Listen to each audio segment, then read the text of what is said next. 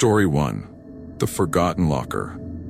Have you ever heard of old schools, the kind that seem to have an air of mystery in every hallway?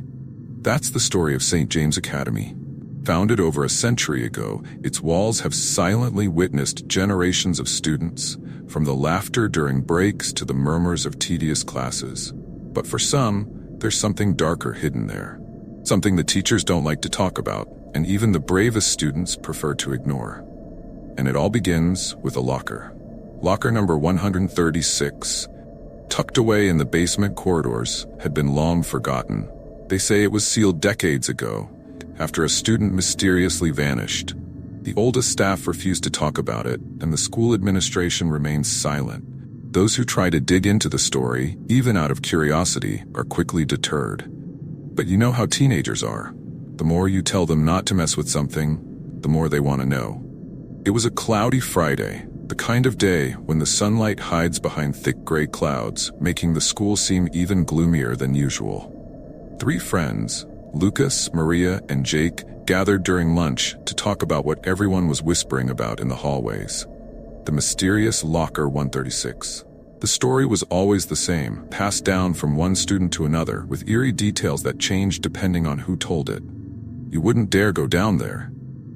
Lucas teased Jake, who always boasted about not being afraid of anything. Maria, always the skeptic of the group, laughed and said, "It's just nonsense, guys. The only thing we'll find down there is dust and rats." But Lucas was determined to prove that the legend was more than just a story made up to scare freshmen. "How about we check it out after school? I got a master key for my cousin. He works in maintenance." Jake widened his eyes, torn between fear and the desire to prove he wasn't one to back down from a challenge. Maria hesitated but eventually agreed, thinking it would just be a silly adventure. And so it was settled. After classes, the 3 would head down to the basement to uncover the truth about Locker 136.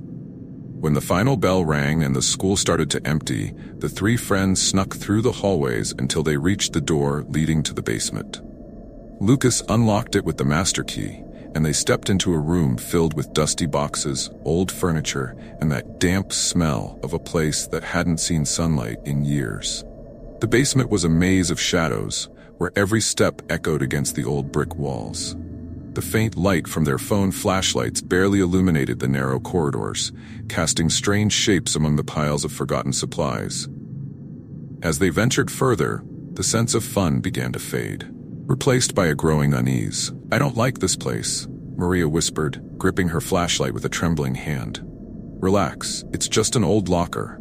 We'll take a look, snap a photo, and laugh about it later at the diner," Jake replied, trying to sound confident.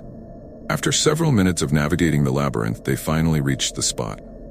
Locker 136 stood in the corner of the basement. It was an old, dark wooden cabinet, worn with age, with a thick chain wrapped around the door, and a rusty padlock, as if someone wanted to ensure it would never be opened.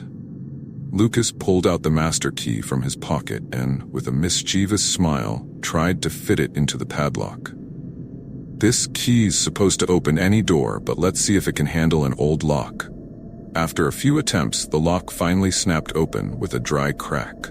The chain fell to the floor with a clatter that echoed through the silent basement, and the 3 felt a simultaneous chill. The air seemed to shift, as if a cold draft had swept through, even though there were no windows in the basement. "Let's open it," urged Lucas, already regretting his own courage but unwilling to back down now. With a slow, creaky sound, the locker door opened, revealing a dark space inside. At first, all they saw was a black hole, a void that seemed to swallow the flashlight beams. But then, Jake's eyes caught something. He bent down for a closer look and spotted an old notebook, covered in cobwebs and dust. Maria picked up the notebook, brushing off the dust with a quick blow, and began to flip through it. "It's a diary, by someone named Gabriel." The 3 started reading the yellowed pages, and with each sentence, the feeling that they were meddling with something forbidden only grew stronger. The first pages were ordinary, describing classes and teachers. But soon, things took a darker turn. Gabriel, the student who had written the diary, described seeing things in the basement, shadows that moved on their own, whispers that echoed through the corridors when he was alone. And then the last entry in the diary made their blood run cold. Today I tried to close the locker, but it doesn't want to stay shut anymore. I hear someone calling me from inside and I feel that if I open the door again, I'll never leave here. I don't know how much longer I can resist, but I know that if I disappear, they'll never find me. No one ever finds anyone.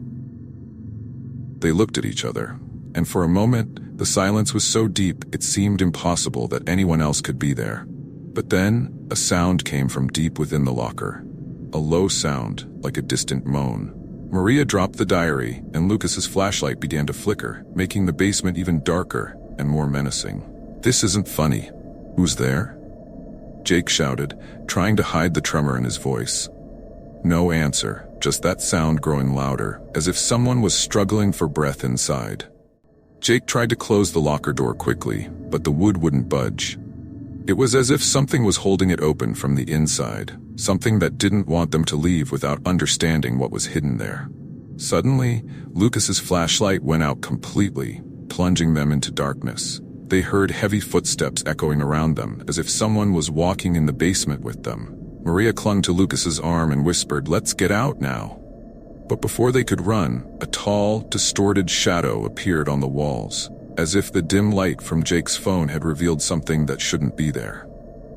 The shadow was human-shaped, but at the same time, wrong. Lucas, finally breaking the silence, shouted, "Close that locker, Jake. Close it now." Jake lunged at the door, pushing it with all his might. When he finally shut it, the sound stopped, but something lingered. A faint whisper, unintelligible words, seemed to come from the walls, from the very bricks of the basement. Without looking back, the three ran, stumbling over boxes and furniture until they finally reached the exit. They locked the basement door behind them and returned to the surface of the school, gasping for breath and pale-faced. But as they glanced back, they could swear the shadow was still there, waiting, watching. After that day, they never mentioned Locker 136 again. Maria started having recurring nightmares, dreaming of the muffled sounds of the basement. Jake stopped being the brave one, always looking over his shoulder as if he feared seeing something he shouldn't.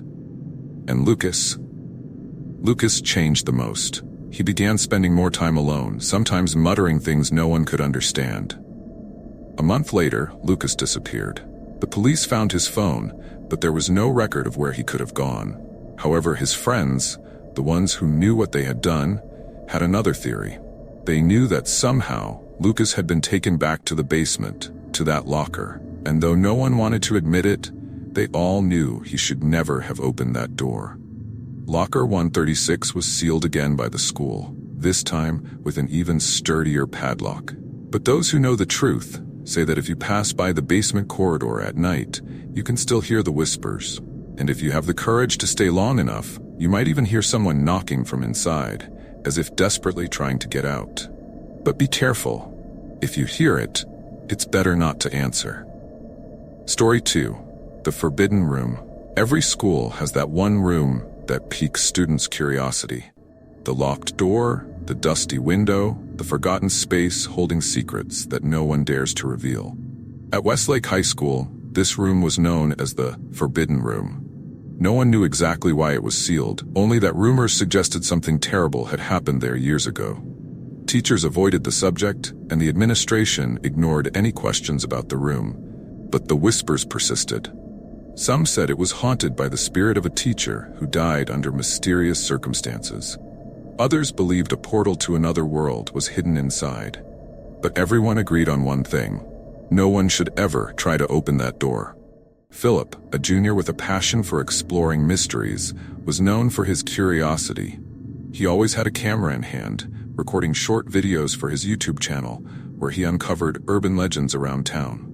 When he heard about the Forbidden Room, he immediately knew what his next challenge would be. That room's probably just an old storage space, but it'd be great for the channel, he said to his best friend, Richard, who, as always, was more concerned with studying than chasing after spooky stories. "Philip, you know this is a bad idea, right? We could get suspended, and there's that whole thing about expulsion for anyone caught down there," Richard warned, flipping through his textbooks in the library. But Philip wouldn't be deterred. "It's just a door, man. I want to film in there and prove there's nothing to it. Besides, I found this old key in the basement. I think it might be the key to that room." Reluctantly, Richard gave in. He didn't want his friend going alone, and deep down, he was curious to see what they might find. That Friday, after the last bell rang and the school emptied, the two friends made their way to the forgotten wing where the forbidden room was located. The hallway was dark, covered in cobwebs, as if no one had passed through in years. Dust layered the tiles thickly, and the only light came from the flashlights on their phones. When they reached the door, Philip held up the rusty key and gave Richard a final look, as if asking for approval. "Last chance to back out," he joked, trying to sound casual, but his voice held a faint tremor. "Let's just get this over with," Richard muttered, crossing his arms. Philip slid the key into the lock, and with a slow twist, heard a click that echoed through the empty hallway. The door creaked open, revealing a dark space filled with shadows. The flashlight beams revealed rows of dusty old desks and a chalkboard with faded writing that had nearly vanished over time. It looked like a classroom frozen in time. Richard stepped inside hesitantly, while Philip adjusted his camera, eager to capture every detail. They began to explore the room, finding old books and moldy notebooks. Everything seemed like a classroom abandoned in a hurry. But there was something off about the air. A strange metallic smell filled the room, and shadows seemed to shift just outside their line of sight.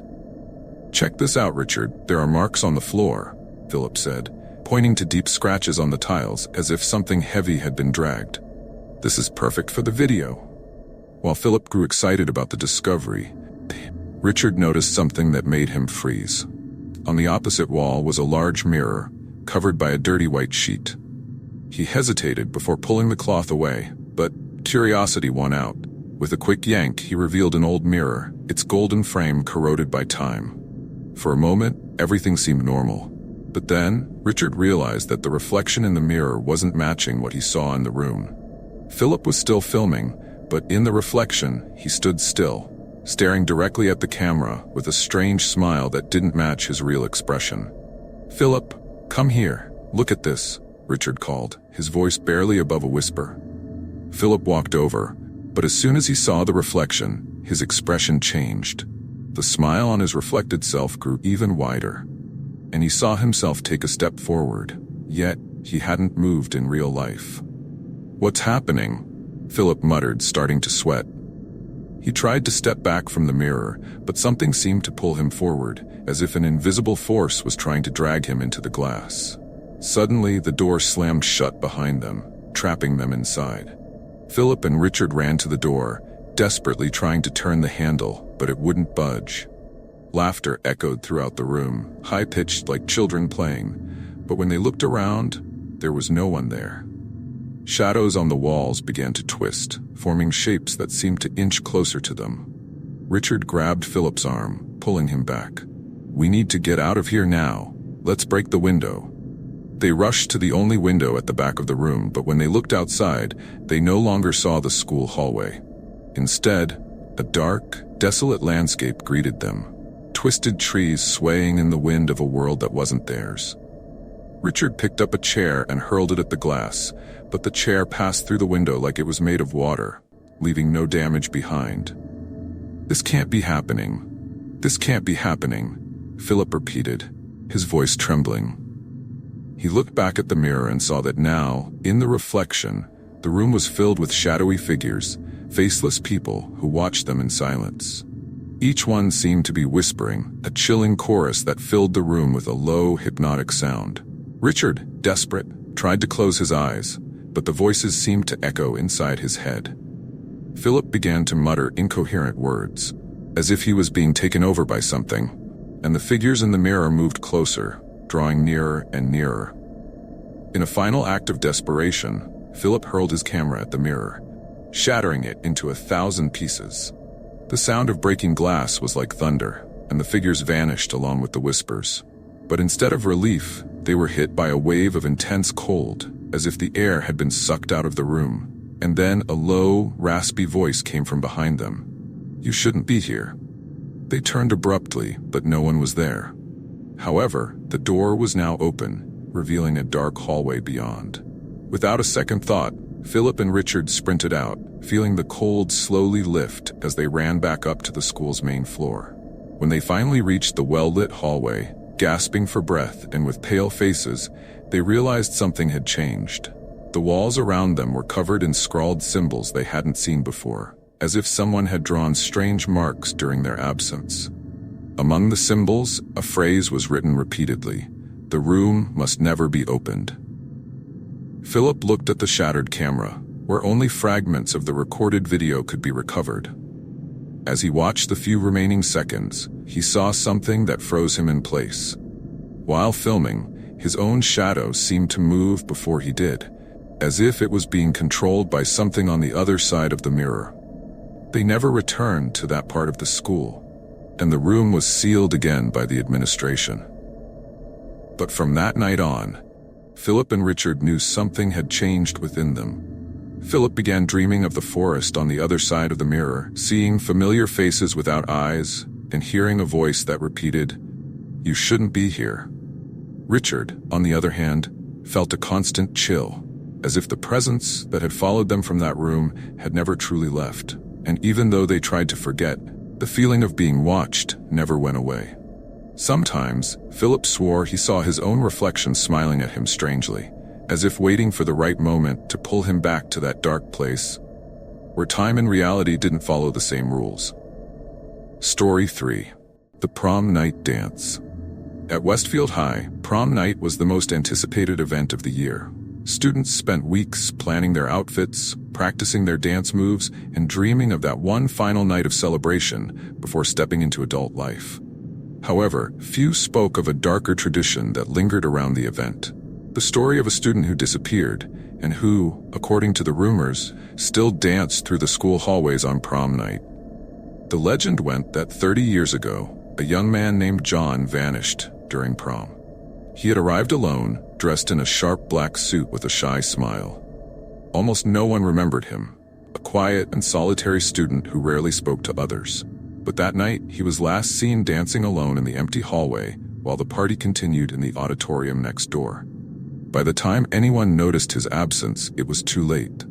John was never found, and some said that his soul still roamed the school, waiting for someone who might finally dance with him. The story, like many others, was told with laughter and shivers by students who delighted in adding spooky details to impress the newcomers. But that year, 3 friends, Anna, Ryan, and Julia, decided it would be different. They were tired of the same old pranks and wanted a little thrill during their last year of school. And what better way to do that than by challenging the legend during prom night? Anna, the bravest of the group, issued the challenge. "Let's go find John's ghost. They say he shows up in the hallways during prom, dancing alone. If we can get proof, maybe we'll go viral on social media." Ryan and Julia laughed, but agreed. It was a way to make that night even more memorable. And so, while the other students partied in the auditorium, decorated with colorful balloons and flashing lights, the 3 slipped away into the dark school hallways, armed only with their phones and the courage that seemed to shrink with every step. The hallways were eerily quiet, far from the lively music echoing from the auditorium. Each step echoed on the marble floor, and the dim light from their phones only deepened the shadows that danced on the walls.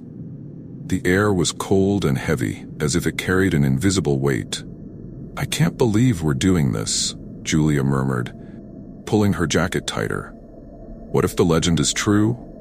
"Relax, it's just a story to scare freshmen," Ryan replied, trying to sound calm, but his shaky voice betrayed him. "We'll record, laugh about this later, and go back to the party." Anna led the way, keeping her eyes forward. She wouldn't admit it, but something about those hallways felt off. The emergency lights flickered strangely, and she had the unsettling feeling that they were being watched. When they reached the hallway where John supposedly vanished, a sense of unease washed over them. "This is the place," Anna said, pointing to a worn wooden sign that read Old Wing. It was a part of the school that had been shut down years ago, replaced by newer classrooms and hallways.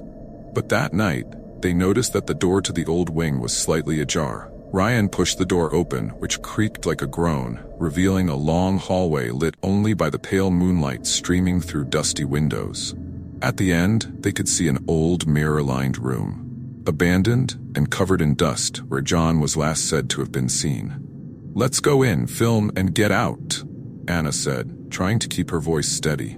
They walked into the mirror room, and the atmosphere became even more oppressive. The walls were covered in handprints, as if someone had tried to escape, and the mirrors reflected distorted images of the hallway, creating illusions of movement in the shadows. Suddenly, the prom music, which had been a distant noise, blended with an old melody, something that sounded like a tango played on an antique gramophone. The tune seemed to echo through the walls, and when they looked into the mirror, what they saw made their blood run cold. In the reflection stood a figure that wasn't there with them, a young man in a black suit, head bowed, dancing slowly, as if the melody was just for him. His face was obscured by shadow, but his posture was stiff, each movement slow and deliberate.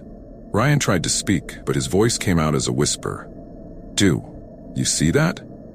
Before any of them could react, the figure in the mirror lifted its head, revealing empty eyes and a pale smile that didn't match the expression of someone enjoying a dance. The room seemed to grow colder, and a gust of wind slammed the doors shut. The figure in the mirror stopped dancing and pointed directly at them, as if inviting them to join. Anna and Ryan's phone flashlights suddenly went out, leaving only the moonlight reflected in the mirrors. "Run, now!" Julia shouted, grabbing her friend's arms. They sprinted back down the hallway. But the music continued, louder now, filling their minds with a sense of dizziness. The sound of invisible footsteps echoed behind them, as if the dancer was keeping pace with their every move. When they finally reached the exit, Ryan tried to pull the door open, but it wouldn't move. It seemed locked from the inside, though there was no visible keyhole or lock. Anna glanced back and saw the figure standing at the end of the hallway, watching them with that inhuman smile, as if enjoying their terror. "There has to be another way out," Anna shouted, trying to keep the panic from taking over. But before she could finish her sentence, the figure began to walk toward them, slowly, as if in no rush. With each step, the hallway lights flickered, and the melody grew more sinister, almost like a lament. Ryan pounded on the door with all his strength, while Anna and Julia searched desperately for a window they could break. Then a voice spoke, a low whisper that seemed to come from all directions at once. "Did you come to dance with me?" The ground beneath them trembled, and the mirrors lining the hallway began to crack, reflecting faces twisted in anguish. Anna finally found a window that gave way under her strength, and with a desperate push, she broke the glass. They climbed out onto the cold grass of the school courtyard, panting and covered in cuts. When they looked back, they saw the dark hallway and the figure standing behind the broken window, watching them silently, making no move to follow. But instead of disappearing, he raised his hand and waved slowly, as if bidding them farewell. The next day, they tried to tell their story to friends and teachers, but no one seemed to believe them. The administration claimed there was no footage on their phones, and the old wing remained locked as always. The school dismissed it as a bad prank, and the three friends were reprimanded for breaking into a restricted area. But even without proof, they knew the truth. Something in that mirror room had awakened.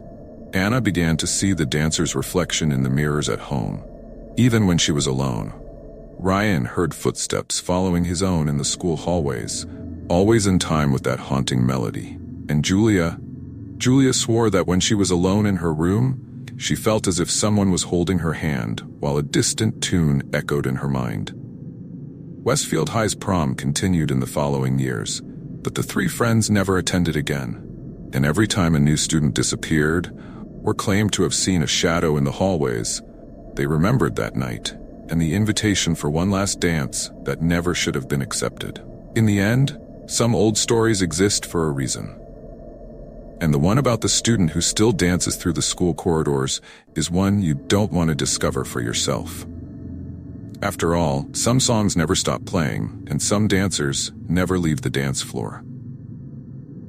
From that year onward, whispers about the dancing figure in the old wing of Westfield High only grew louder.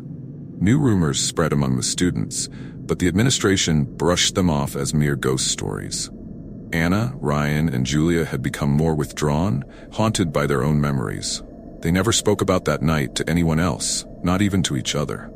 The few times they tried, they could only exchange knowing glances, a silent understanding that none of them wanted to relive those moments. But the presence from that room lingered. Anna couldn't look into a mirror without expecting to see that eerie smile watching her. Ryan, once a skeptic, avoided empty hallways, feeling the weight of unseen eyes upon him. Julia's nights were plagued by dreams of the shadowy dancer, dreams where she found herself unable to move, trapped in a dance with the figure that she could never escape from. As their senior year drew to a close, the legend of John the Dancer reached a new peak of popularity among the younger students. It became a common dare: spend 5 minutes in the hallway near the old wing during prom night, or record yourself knocking on the door. Most who tried quickly ran back, spooked by their own imaginations. Yet deep down, Anna, Ryan, and Julia knew there was more to the stories than just kids scaring themselves. The trio avoided talking about that night, but as graduation approached, a sense of dread began to creep in. Anna couldn't shake the feeling that something was unfinished. One evening, as the three sat together at a diner, sharing fries like they used to before everything changed, she finally spoke up. "We need to go back," Anna said, her voice barely audible over the clatter of dishes and the murmur of other patrons. Ryan and Julia looked at her as if she had lost her mind. "No way," Ryan replied firmly. "We were lucky to get out last time. Why would we ever want to go back?" "Because it's not over," Anna insisted, her hands clenched into fists on the table. "You feel it too, don't you? That thing. It's still with us. It's like it's waiting for something, and I can't keep living like this." Julia shivered at her words, feeling a chill run down her spine. She couldn't deny that since that night, she had felt a constant sense of being watched, as if the dancer's shadow still hovered over her. "What do you think we'll find? What if we just make things worse?" she whispered, tears welling in her eyes.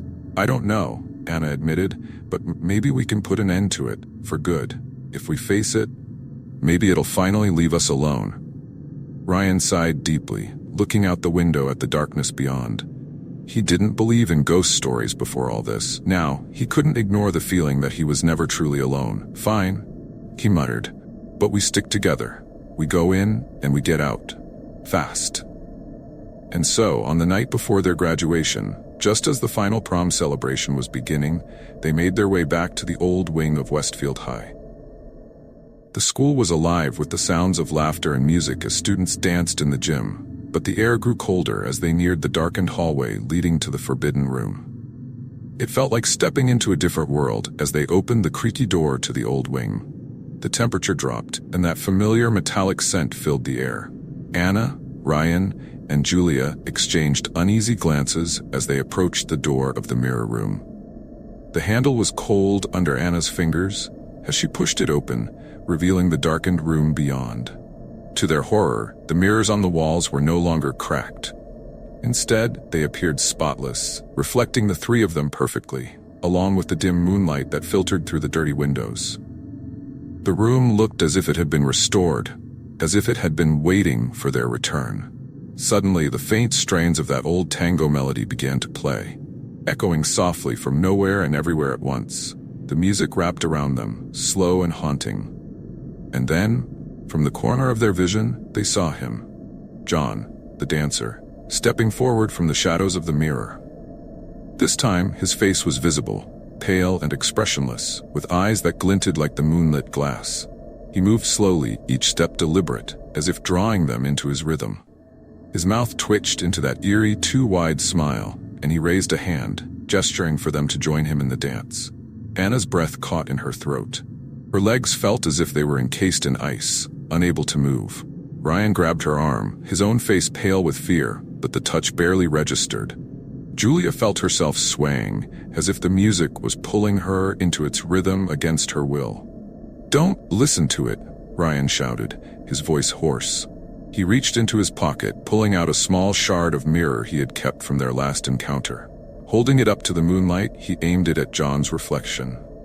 The figure in the mirror seemed to waver, his smile faltering for just a moment as the shard caught the light. "Now, Anna," he yelled, shaking her back to her senses. With a sudden burst of courage, Anna grabbed a chair and swung it into one of the large mirrors, shattering it into countless pieces. The glass rained down with a deafening crash, and the room was plunged into a chilling silence. For a moment, it seemed like they had won. The reflection of John flickered and began to fade. But then the shards on the floor began to move, shifting like pieces of a puzzle. The fragments reformed, showing a twisted image of the three friends trapped inside the glass, surrounded by dark figures with hollow faces. "You can't leave," a voice whispered from the mirrors, soft and filled with sorrow. "Not until the dance is finished." Anna, Ryan, and Julia could feel the pull intensifying, like an invisible hand reaching through the shards to drag them into the darkness. The mirrors around them reflected endless versions of themselves, each one looking more desperate and distorted than the last. But then, Julia remembered the small lighter in her pocket. She flicked it on and held it close to the edge of one of the larger shards, the flame casting strange shadows across the mirrors. "Fire! It can break the spell," she shouted, a memory from a horror story they had once joked about flashing through her mind. Desperation took over.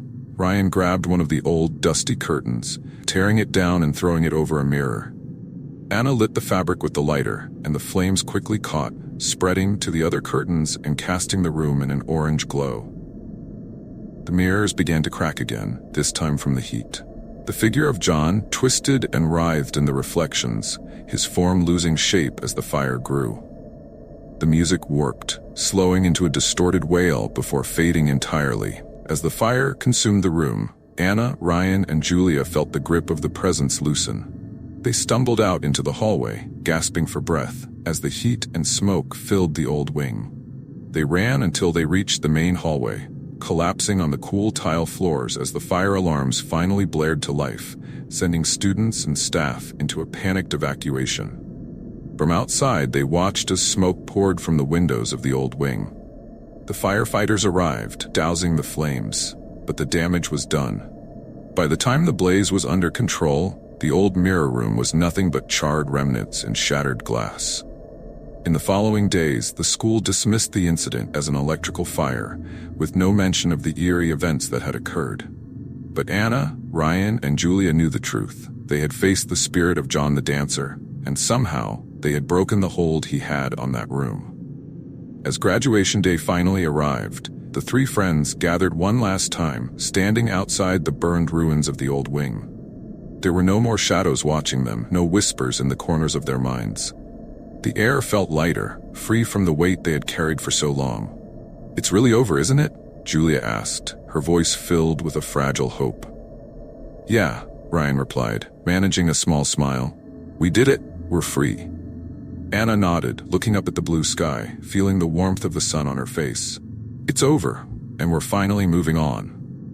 But as they walked away from the school for the last time, none of them noticed the faint reflection in a broken piece of glass lying among the ashes. John's figure, still smiling, watching them from the other side.